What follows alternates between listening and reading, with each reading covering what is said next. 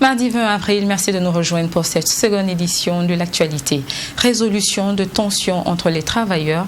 Le Haut Conseil du dialogue social et de l'unité nationale a été reçu hier par le président du FASO. Dans quelques instants, l'essentiel de cette rencontre.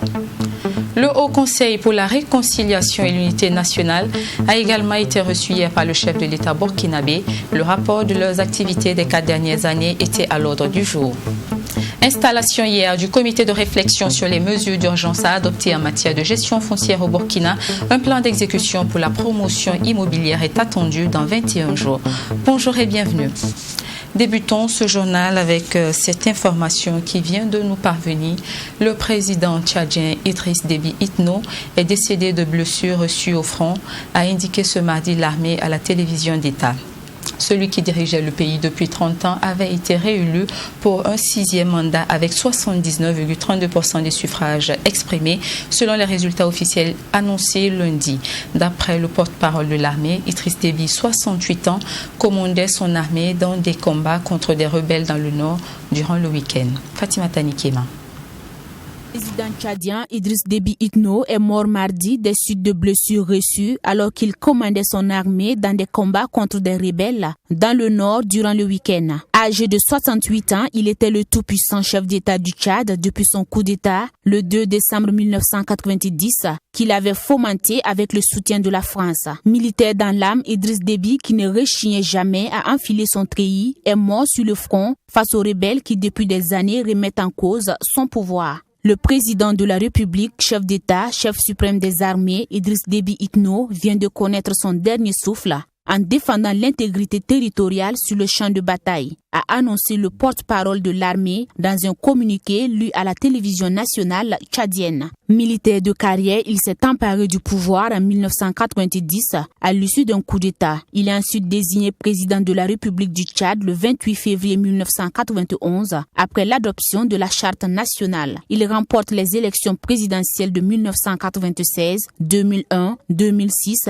2011 et 2016. Le 30 janvier 2016, il est élu président de l'Union africaine pour un mandat d'1 an. Promu au rang de maréchal en août dernier, il venait d'être réélu pour un mandat de 6 ans avec 79,32% des suffrages exprimés selon des résultats provisoires annoncés lundi 19 dans la soirée par l'instance électorale nationale. L'ancien maréchal président était l'un des principaux soutiens de la France au Sahel et au sein de l'opération Barkhane, grâce à son armée considérée comme l'une des meilleures du continent.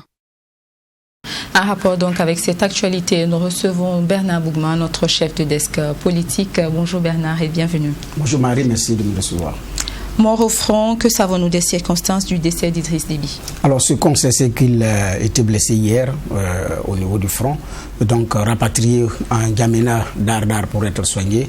Il n'a pas survécu. Alors qu'il y a des médias également qui font état de ce que c'est au cours d'une rencontre avec les éléments du FACT que ça a dégénéré. Et c'est au cours effectivement de cette réunion qui a dégénéré qu'effectivement il a été blessé. Alors est-ce que c'est au niveau de la réunion que ça a dégénéré ou bien c'est lors des combats au niveau du front parce que Idriss Déby est toujours au front? En tout cas, ce qu'on sait, c'est qu'il a été blessé au cours effectivement des combats contre les rebelles et c'est de ces blessures-là qu'il est décédé. Suite à cela, quelles sont donc les conséquences éventuelles sur la lutte contre le terrorisme dans le Sahel? Alors effectivement, là vous posez une très bonne question. Les conséquences éventuelles par rapport à la lutte contre le terrorisme dans le Sahel, c'est que sur le plan géostratégique et sécuritaire, c'est quand même un coup dur. Un coup dur parce que l'armée tchadienne, c'est une armée qui a une très belle expérience de terrain, qui a combattu contre les troupes libyennes, qui a combattu contre les troupes soudanaises et qui pendant l'opération Serval au niveau du Mali en 2013 avait avait effectivement infligé de lourdes pertes au niveau des groupes, des bandes armées qui combattaient contre les armées qui étaient effectivement venues au niveau du Tchad. C'est cette armée également qui a dépêché des milliers d'hommes au niveau de la frontière, de la zone des 3 frontières, Mali, Burkina, effectivement Niger, par rapport à la lutte contre le terrorisme, parce que c'est cette zone-là qui est le ventre mou de la lutte contre le terrorisme au niveau du Sahel.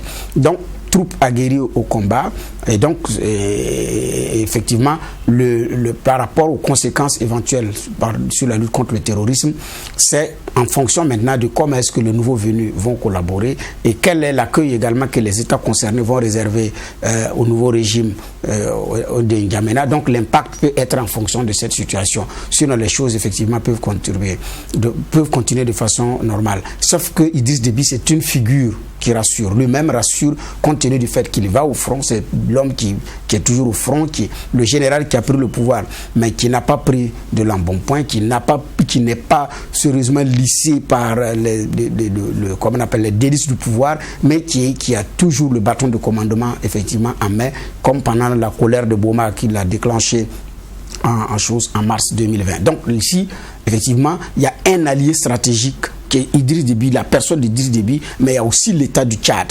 Est-ce que les nouveaux venus, ceux qui sont là, pourront assurer cette relève-là conséquemment? Là, on attendra de voir.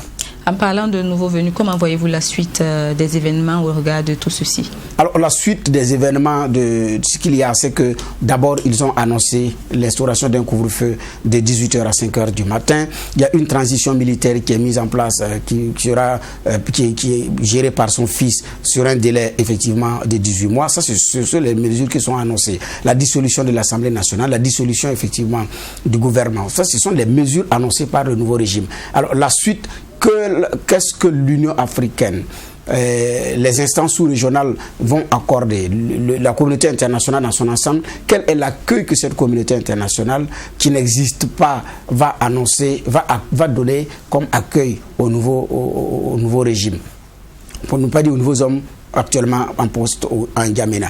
Est-ce qu'ils vont demander une transition civile, exiger et obtenir une transition civile comme au Mali? Est-ce qu'ils vont exiger effectivement de diminuer le délai de 18 mois pour amener à un délai de 1 an pour organiser les élections? Est-ce qu'ils vont accepter que ce soit des militaires qui conduisent la transition? Quel accueil est-ce que cela va être effectivement réservé? Là, on attend. Donc, parce que là, ce sont des interrogations. Étant donné qu'on a l'impression que c'est un passage aussi de témoin de père en fils. On l'a vu au Togo, on l'a vu au Gabon. Mais là, c'est que c'est beaucoup plus militaire. Est-ce que ça va marcher? Là, effectivement, pour le moment, on ne peut présager de rien. Mais en même temps, c'est un Tchad qu'il faut ménager comme du lait sur le feu, à surveiller, parce que la réalité aussi, elle est là implacable. On a vu la Libye, Kadhafi lâché à lui-même. La conséquence, on la connaît. Donc, le Tchad, qui est dans une zone tampon entre la Libye, qui n'est pas stable, entre le Soudan, qui ne rassure pas, le Nigeria à côté avec Boko Haram, et le Cameroun qui a aussi des problèmes par rapport à la succession avec Biya. Donc la réalité aussi, elle est là. Donc c'est un État où les forces de Barkhane prennent effectivement leurs sources par rapport au Mali. Donc il y a cette situation géostratégique et sécuritaire qui fait que si c'est mal géré, la suite peut être effectivement beaucoup de conséquences. Donc la suite, l'accueil et le traitement du Tchad dépendra également des conséquences et de ce qu'on pourra avoir comme traitement contre le terrorisme au niveau du Sahel. Donc tout est lié. Alors, après une trentaine d'années au pouvoir, qu'est-ce que l'on peut retenir d'Idriss Déby? Alors, ce qu'on peut retenir, c'est le maréchal Idriss Déby, maréchal du Tchad Idriss Déby, et qui ne le cachait pas, qui disait « je ne vais pas mourir sur un lit d'hôpital, je vais mourir au front ». Donc militaire, il est né, militaire, il est resté dans l'âme. Idriss Déby qui a pris le pouvoir en 90, donc 30 ans pratiquement au pouvoir alors qu'il a 68 ans, donc la moitié de son âge, donc il a passé toute sa vie sur la brèche. Mais avant cela, c'est aussi un homme qui était au cœur du pouvoir, parce qu'après sa formation militaire, quand il est rentré, il a été déjà dans les années 1982 aux côtés de Hissène Habré, quand Hissène Habré renversait le pouvoir pour prendre le régime qui était en son temps dirigé par Goukouni Ouédéi. Donc déjà à cette époque-là, il était déjà sur la brèche. Donc après les problèmes se sont accumulés entre Hissène Habré, il prend ses distances et revient avec la rébellion pour reprendre le pouvoir pratiquement en 90, qui a aussi eu à faire face à de la rébellion et qui a aussi tenu jusqu'à présent. Donc la réalité, c'est qu'on retient aussi de l'homme, c'est l'homme qui a fait face à des rébellions, parfois contre le Soudan, parfois venu de la Libye, mais qui a été sauvé in extremis de son pouvoir par la France en 2006, mais qui voulait partir et qui dit que c'est la France qui a tout fait pour qu'elle reste. Il a dit au détour d'une interview, ce qu'on retient d'Idriss Déby, c'est que par rapport aux questions de terrorisme, là, il n'a pas fait dans la dentelle dans la lutte. Il a combattu Aboubakar Shekau de Boko Haram dans ses derniers retranchements au niveau du Nigeria. La colère de Boma, on se rappelle que c'est d'ailleurs après ça qu'il a été fait maréchal du Tchad. Donc c'est le combattant qui tombe les armes à la main, et c'est effectivement peu de le dire. C'est aussi l'homme qui a tenu contre la France dans l'affaire de l'Arche de Zoé. Donc les relations aussi entre la France étaient tendues à cette époque, qui a tenu tête à Sarkozy. Donc c'est l'homme qui laisse l'image de ceux qui ne l'aiment pas dictateur, de ceux qui l'aiment le militaire qui dirige également son pouvoir d'une main de fer. Donc la réalité aussi, elle est là, implacable. Mais il reste un pays qui a des enjeux à relever et des défis à relever sur le plan économique et sécuritaire. Est-ce que l'on peut dire qu'il est mort en héros? Oui, là il faut reconnaître que ce n'est pas l'homme qui a fui, c'est pas celui qui a fui. Hissène Habré en exil au Sénégal, lui il a détalé. Ouédéi, que lui et Hissène Habré ont renversé, lui il a pris la route de l'exil, il est allé en Algérie, et donc Hissène Habré a aussi pris la fuite, se retrouver au Sénégal et être condamné. Mais comment on appelle ça? Déby lui dit, lui, il ne bouge pas, il est général, il entend mourir général, d'ailleurs il est mort maréchal au front. Donc là il faut reconnaître que c'est le héros, alors qu'avec les rébellions et tout ce qui s'en suivait, il aurait fallu capituler, parce qu'en 2006, quand les troupes étaient à quelques centaines de mètres de son palais présidentiel, Sarkozy avait proposé effectivement une porte de sortie. Moi je suis à ta disposition pour t'exfiltrer. Il dit non, même si je vais mourir au palais, je mourrai au palais, et la suite on la connaît. Donc là, c'est pas l'homme qui a démordu et qui est mort au front. Là il faut lui reconnaître que il est mort en héros, et ça va rester dans l'image des soldats tchadiens et dans beaucoup de soldats africains.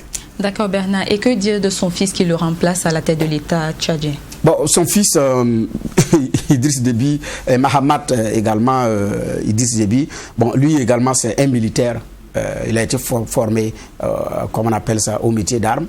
Donc d'abord au Tchad, ensuite au lycée militaire d'Aix-en-Provence en France, mais aussi qui a combattu en 2009, qui a aussi l'Amdam, la rébellion l'Amdam, où il a aussi combattu.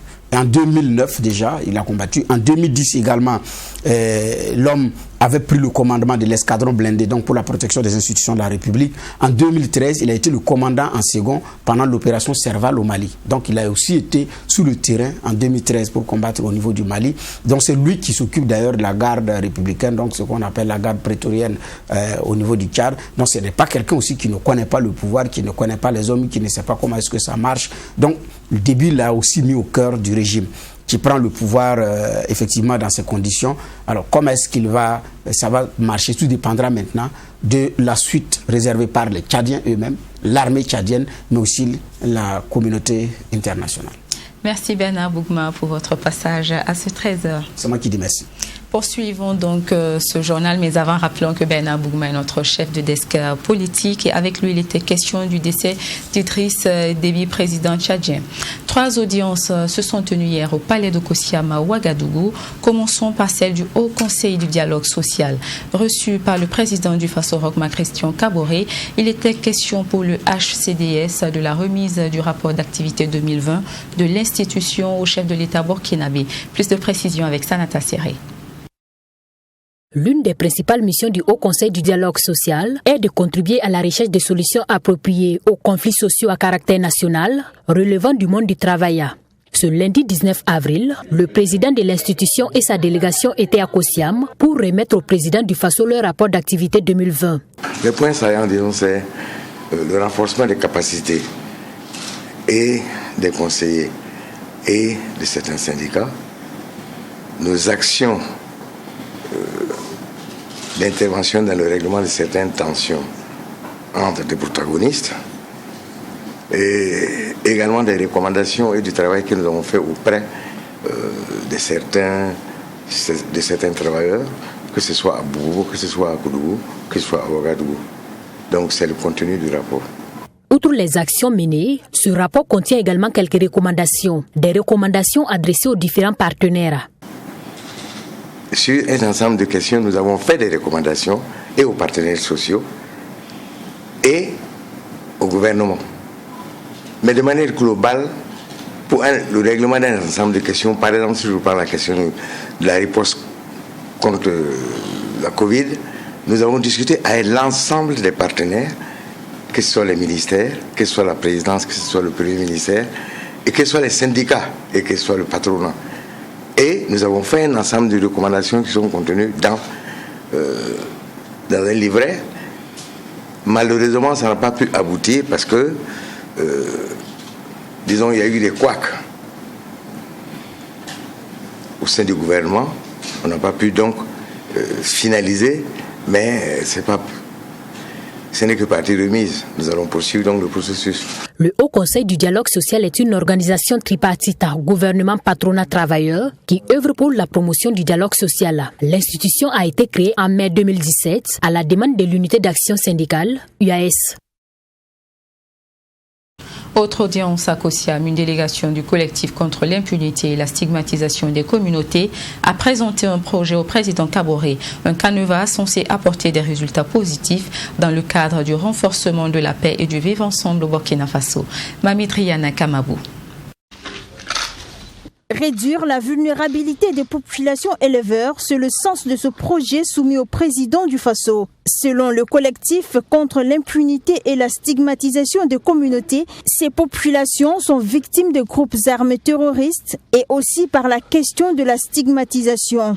Cette question de vulnérabilité, il faut la traiter et nous estimons que si nous traitons cette question de vulnérabilité des populations pasteurs-éleveurs, on va non seulement rehausser le niveau de l'éducation, on va réduire l'amplitude de l'élevage transhumant, on va également contribuer à réduire l'extrémisme ou la radicalisation des enfants de ces populations pasteurs-éleveurs. Ce projet qui vise à promouvoir la paix et le vivre ensemble de tous les Burkinabés a été apprécié par Rochma Christian Kaboré. Et selon le coordonnateur du collectif, des dispositions seront prises dans les jours à venir afin de trouver des solutions durables à cette question, a rassuré le président du Faso. Ce que nous avons compris, vraiment, c'est ressorti clairement, le président du Faso a été vraiment sensible et il a même exprimé, il a dit que c'est un projet pertinent et que des dispositions seront prises dans les jours à venir pour trouver un cadre pour mieux approfondir la réflexion et également se mettre au travail parce que c'est un projet pratique qui peut vraiment sauver des milliers de Burkinabés et également unir des milliers de Burkinabés pour qu'on puisse construire la patrie ensemble. L'ensemble de l'administration est aussi interpellé par ce projet, a laissé entendre le coordonnateur du collectif contre l'impunité et la stigmatisation des communautés. Dernière audience d'hier à Kosiam, le président burkinabé a reçu hier le rapport des travaux 2016-2020 du Haut Conseil pour la réconciliation et l'unité nationale. Cette présentation de rapport marque également la fin du premier mandat du Ashkroun qui avait pour mission de réconcilier les Burkinabés. Fatima Tanikema. Le Haut Conseil pour la réconciliation et l'unité nationale Ashkroun a épuisé le mandat qui lui avait été accordé en 2016. En fin de mission, une délégation de cette structure, avec à sa tête le premier responsable, est allée remettre officiellement le rapport général 2016-2021 au président du Faso. Un document de 177 pages qui contient le détail des différents dossiers traités par le Ashkroun. Ce dossier, évidemment, s'éclate en dossiers de violation des droits de l'homme politique, dans le domaine économique, de crimes économiques, de crimes politiques, et aussi des dossiers qui sont des dossiers sur, par exemple, les situations où vous avez, par exemple, des biens détruits suite à des événements. C'est un rapport qui contient également des propositions, des suggestions qui, selon le président du Ashkroun, permettront d'aller vers une véritable réconciliation nationale. Parmi ces recommandations, la rédaction d'un mémoire. Il faut identifier les raisons ou les cases qui sont restées vides et qui ont permis aux uns et aux autres, quel que soit là où ils étaient, de poser des actes répréhensibles sans être tenu comptable de ça. Et ça nous amène à ce que nous avons souhaité, et qui se trouve dans le rapport, Ça doit nous amener à une écriture de la mémoire. Pour que demain, que ce soit nous-mêmes, que ce soit les générations à venir, pour que demain, elles puissent se souvenir. Rappelons que le Haut Conseil pour la réconciliation et l'unité nationale avait pour mission de traiter des dossiers liés aux conflits politiques et socio-économiques, chose qui devait lui permettre de procéder à des réparations. Ce rapport général remis au président du Faso ce 19 avril 2021 fait cas de toutes les missions qu'a pu effectuer le HCROUN durant ces 5 dernières années selon son président. Le document de stratégie pays 2017-2021 de la Banque africaine de développement au Burkina Faso est arrivé à terme. Hier, les deux partenaires étaient en conclave pour faire le point et tirer le meilleur des acquis et aussi définir les nouvelles priorités du Burkina dans la préparation du nouveau document de stratégie pays 2022-2026. Michael Touré. Le Burkina Faso et son partenaire stratégique, la Banque africaine de développement BAD, en atelier pour passer en revue la mission de préparation du rapport combiné d'achèvement du document stratégie pays 2017-2021. Sur une douzaine de projets, la Banque africaine de développement a pu accompagner le Burkina Faso à hauteur de 400 milliards de francs CFA. Une coopération très satisfaisante selon le ministre délégué chargé de l'aménagement du territoire. Ces 400 milliards de francs CFA a servi à financer un certain nombre de projets, dont le plus emblématique, c'est la route Gounguin, Fada, Piega et frontière du Niger, donc pour lequel il y a eu en tout cas un certain nombre de difficultés de démarrage, mais qui, à travers donc la qualité donc du dialogue, nous avons réussi à baliser. Et comme je le disais en salle, le facteur handicapant le plus important à travers la mise en œuvre de ce DSP, c'était donc les questions de l'insécurité.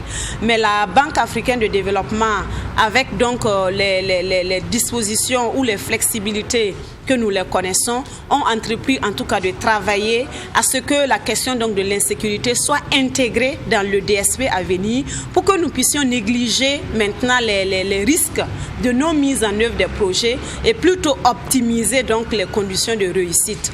Le nouveau document pays de la Banque africaine de développement 2022-2026 en élaboration vise donc à prendre en compte et répondre à l'opportunité de financement du Burkina Faso à travers le nouveau PNDS, mais aussi définir les options stratégiques du gouvernement burkinabé. Dans quelle mesure les éléments nouveaux, comme les questions sécuritaires que Mme la ministre évoquait, ont impacté sur la mise en œuvre de ce programme? Et qu'est-ce qu'on peut déjà avoir comme des mesures de mitigation pour les opérations futures pour pouvoir les mettre en œuvre convenablement. Et donc ça va être ça les échanges que nous aurons, mais également mieux comprendre les priorités du gouvernement dans le cadre du nouveau référentiel en cours de finalisation et aussi avoir de la part du gouvernement les domaines dans lesquels il voudrait voir la Banque africaine de développement l'appuyer. De 2017 à 2021, la Banque africaine de développement a accompagné le Burkina Faso sur 22 projets de son portefeuille actif. Et c'est un appui conséquent qui a pu toucher tous les domaines structurants de l'économie, comme la promotion de l'accès à l'énergie et le développement du secteur agricole pour une croissance inclusive. Question foncière au Burkina, un comité de réflexion sur les mesures conservatoires d'urgence a adopté. En ce qui concerne la gestion foncière dans le pays a été installé hier par le ministre de l'administration territoriale. Au nombre de 20, les membres disposent de 21 jours pour effectuer les premières propositions en la matière et élaborer une feuille de route assortie d'un budget pour la mise en œuvre des mesures qui seront proposées. Maxime Jean-Edouard Bambara. 21 jours, soit 3 semaines, c'est le temps imparti à ce comité nouvellement installé pour réfléchir et proposer des mesures conservatoires d'urgence à prendre en matière de gestion foncière au Burkina Faso. Le comité, dirigé par le directeur général du développement territorial, Charles Félix Dalla, a également pour mission d'élaborer une feuille de route assortie d'un budget pour la mise en œuvre des mesures urgentes proposées et réfléchir sur les modalités de mise en place d'un comité de réflexion sur la refonte globale des textes législatifs et réglementaires régissant la gestion foncière au Burkina Faso.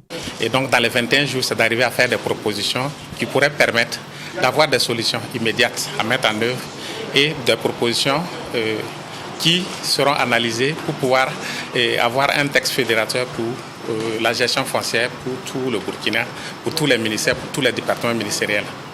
Parce que les problèmes ont été posés par tous les départements ministériels.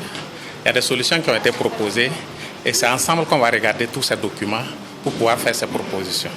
On va essayer, et s'il y a des difficultés, on pourra écrire pour demander de prolonger. Mais pour le moment, nous ne sommes pas là.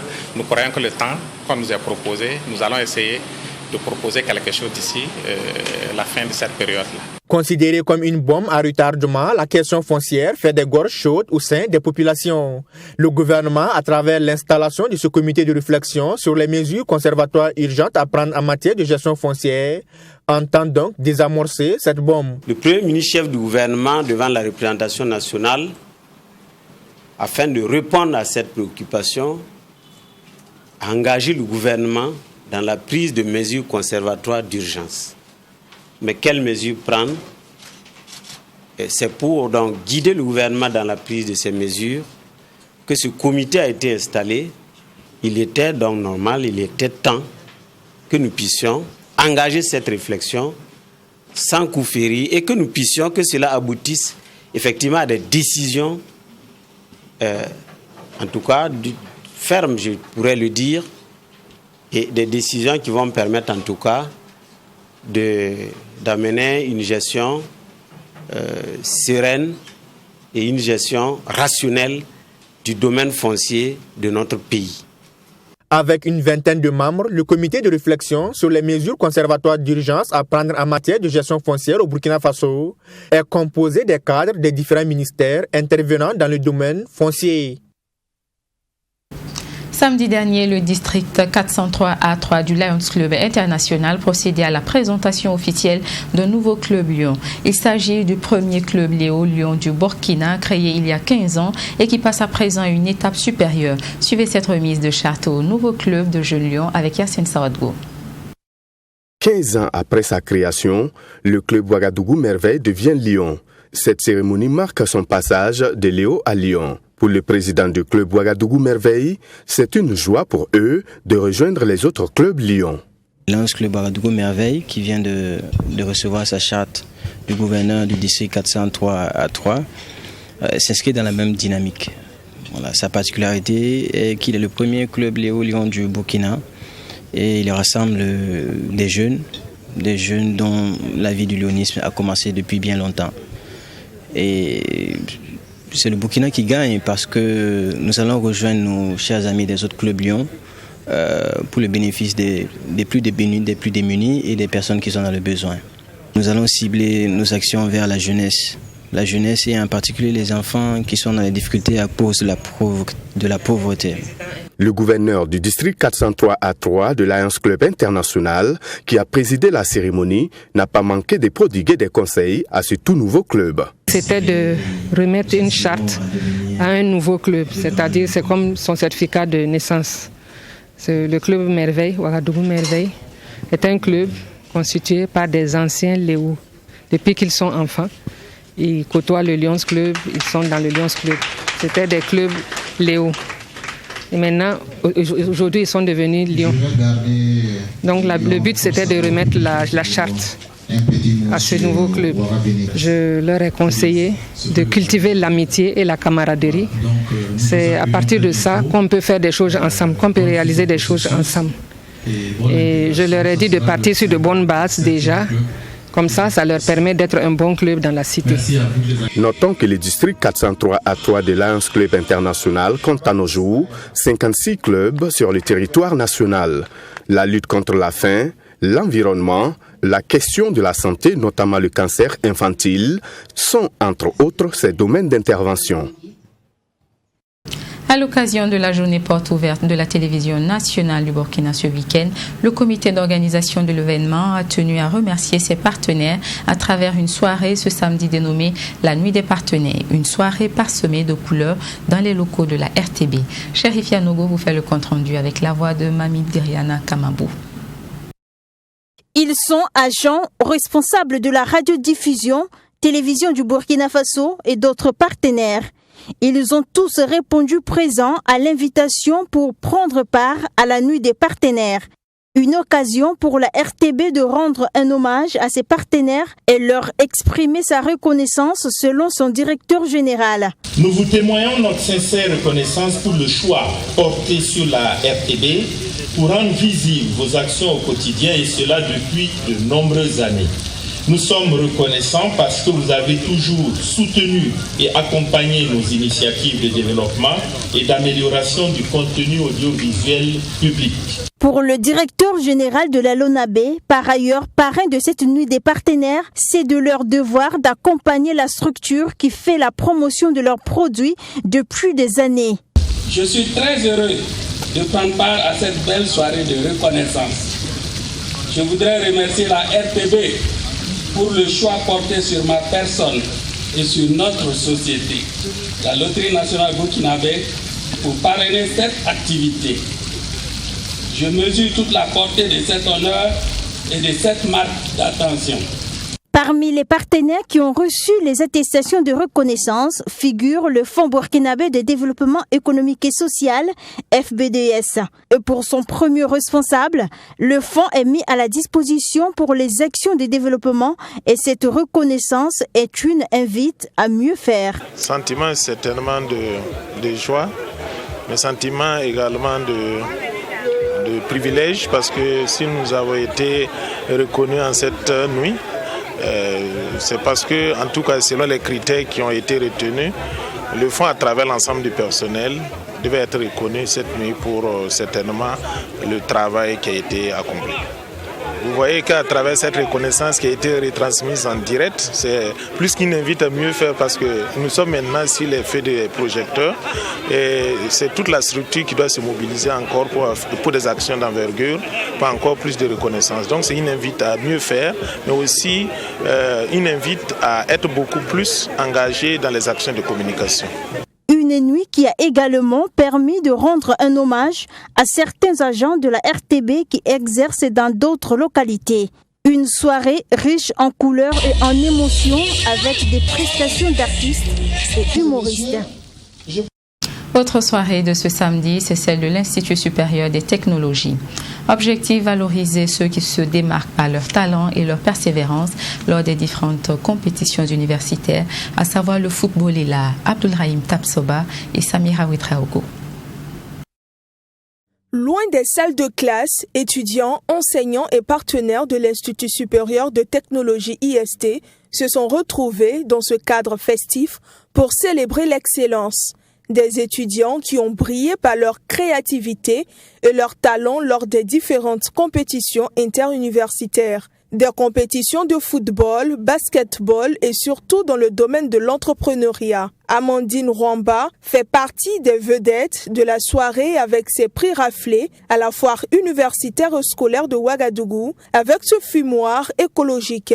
J'ai compéti à la FUSO, qui est la foire universitaire et estudiantine de Ouagadougou, dans le cadre de notre fumoir écologique.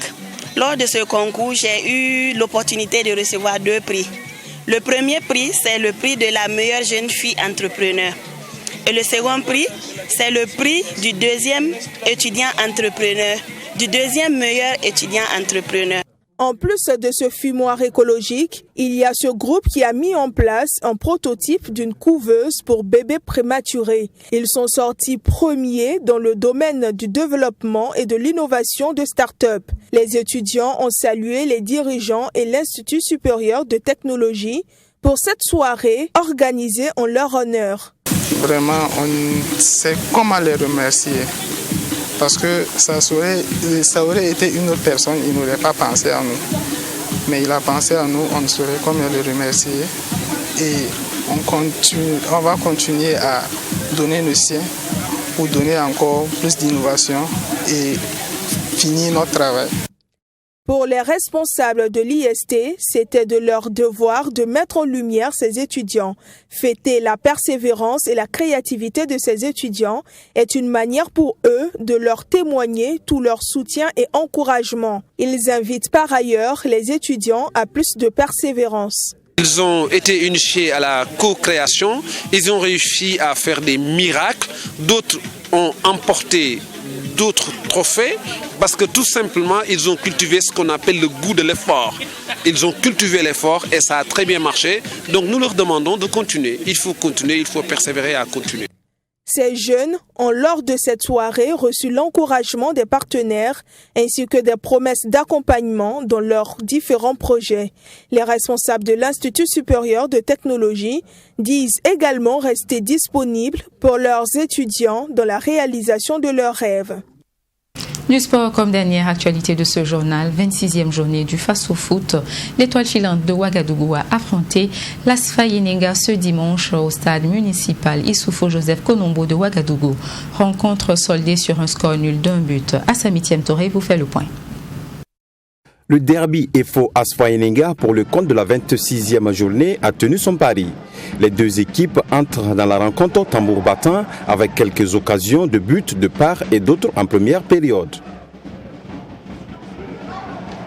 La mi-temps intervient sur un score de 0 but partout. C'est en seconde partie que les 22 acteurs se donnent à fond. Cyril Nguessan, à 2 reprises, manque l'occasion de donner l'avantage à son équipe l'Asfa Yenenga. D'abord sur cette offrande, puis avec ce ballon sur la barre transversale. Et contre le cours du jeu, Yannick Pounogo, grâce à un service de Rahman Kwanda, ouvre la marque pour l'étoile filante de Ouagadougou.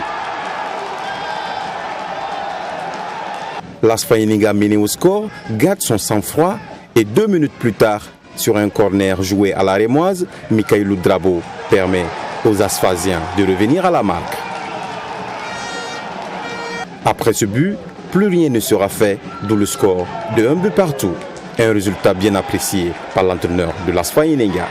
Bon, vous savez, comme je l'ai toujours dit avec vos gens, ce championnat-là, il est tellement fort que les points sont très chers. Au-delà du derby, bon, moi j'ai vu que mon équipe a raté tellement de buts. En général, des matchs comme ça, si vous ratez des buts, vous risquez de prendre. J'ai pris 1 but, j'ai tout fait pour remonter ces buts. Je pense que c'est une très bonne. Ce match nul-là est très bienvenu. Même son de cloche pour l'entraîneur de la Reine des Stades, qui se dit satisfait dans le contenu. Parce que les deux équipes sont venues avec une volonté de jouer et de gagner, faire plaisir à leur public. Je pense qu'on prend un match nul, c'est bon, et on va voir la suite à venir. Les deux équipes partagent donc la poire en deux pour ce match retour, mais l'Asfa Yenenga pour cette saison prend le dessus sur les stylistes avec la victoire du match aller. Et c'était l'essentiel de l'actualité de cette session d'information. Retrouvez cette édition sur nos plateformes digitales Facebook et YouTube. À demain 13h.